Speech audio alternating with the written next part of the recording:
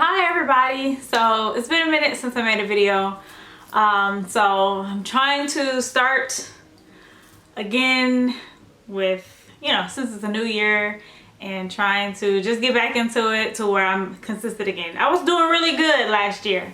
I started from January all the way until like October. So from the base on the title, you can see this is my last update with my dad. So, which is part of the reason why I haven't been making videos. So my dad was doing really good. He had a stroke. If you aren't familiar with the whole other updates, I will put the link in the description box below, and then you can take a look at that there. So after his stroke, it's been a year. October 6th made the year since his stroke. But on October 9th, my mom noticed that he was like drooling. So she wiped the drool and, didn't think much of it. But then like it came back and it was just like coming up. So she asked him to open his mouth, and then all this water came out. So she didn't know why he wasn't swallowing his water. Again, didn't make too much of a big deal. But then some time came and it gets gathered back up. It filled back, his mouth filled back up with saliva, and he wasn't swallowing. So it happened, it was going on for a while, and then we decided, okay, he probably need to go back to the hospital to make sure he's not having yet another stroke. So we got him to the hospital. They, of course, was like, maybe he could be having another stroke. Let's take him back, run some tests to, make sure.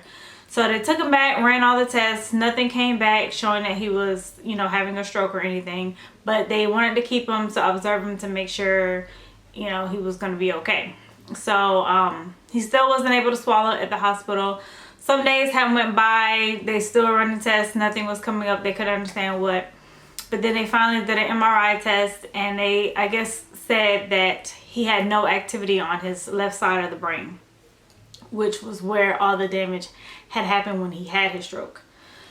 So they said his brain was deteriorating because of the strokes that he had last year, and that he wasn't getting any better.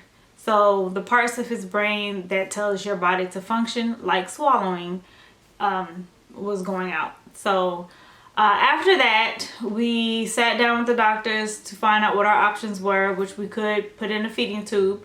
They said the quality of life would be very poor. He wouldn't be able to come back home. He would have to go into like a nursing home, some kind of facility. And we didn't really want that. And then, of course, the other option was to just wait it out and see how long he had to live. So the next day, he went to hospice, but then he was eating. He was eating just fine. He ate all 3 meals.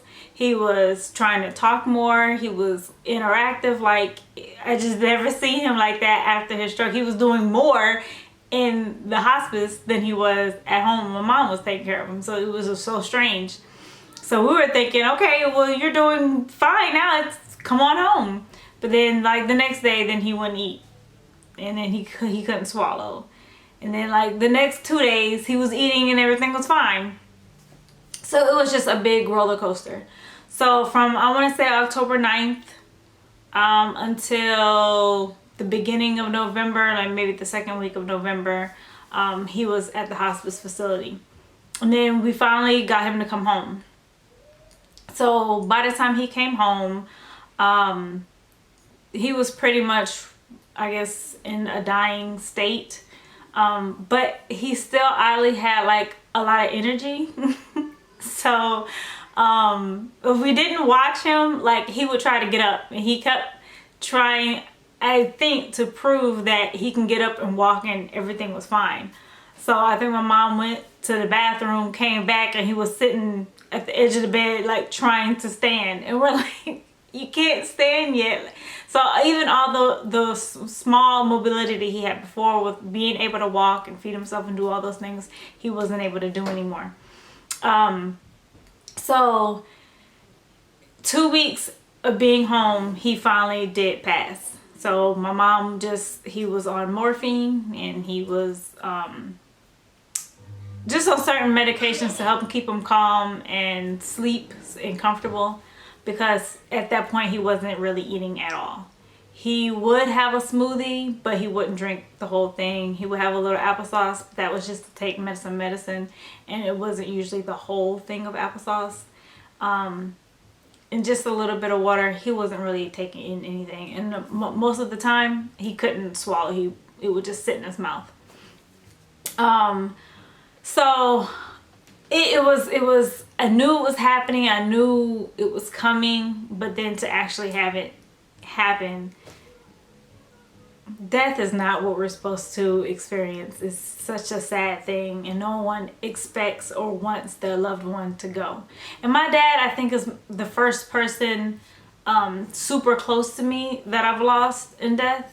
I've had friends or I've known of people to die that I've known, but nothing close like my parent or a sibling or a close family member that I talk to all the time. My dad is my first one. So this hit me hard, because it's just like, you see other people go through it, you see other people deal with it, and you're like, how do they deal?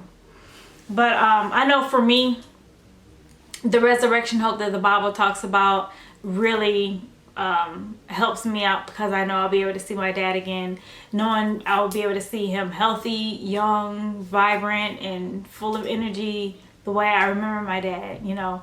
And I hold that close to my heart, because I know I'll see him again.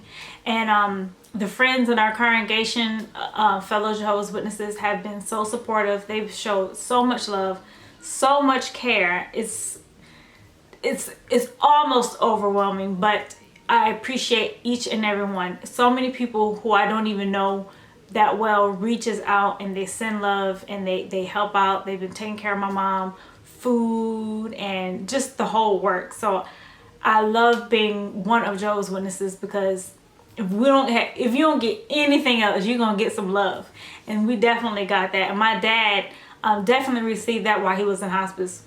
The hospice facility that he was in was allowed people to come and visit him 2 at a time, but it was unlimited visitors.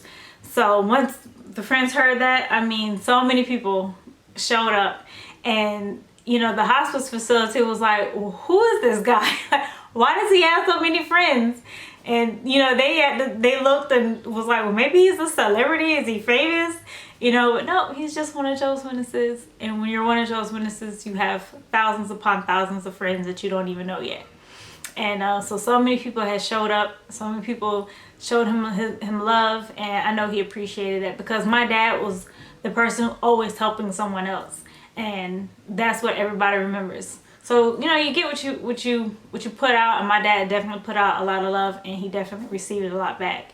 And I appreciate everybody's support, everybody's condolences and love, and just, you know, being there for us. So this is my last update about my dad, and if I keep talking about it, I'm gonna cry. But we had a Zoom memorial service for him with a little slideshow of pictures, and I'm definitely just can't wait to see him again when he's young, vibrant, and alive in the new world that the Bible talks about. So thanks for everyone who has been wanting to hear the updates about my dad, wanting to know, you know, how everything worked out. And I know my mom, she did the most. She did an excellent job taking care of him for that entire year when you know, he had a stroke, because he literally needed 24/7 care. And so now she's trying to get her life back together. She needs a job, and because she needs to support herself now, because the disability checks and the pension that he was getting, she's, you know, no longer able to receive that. So she's trying to find something that she can do until she's at retirement age, which is only like a year and a half, because she can't wait to retire. So, but Jehovah has already shown that he's taking care of her, you know, again, with the friends, always showing support and giving all that they can to help her out during this time. So I will show you the slideshow video, and hopefully after this I will get back in the groove of things of making videos. But thanks again for watching. Bye.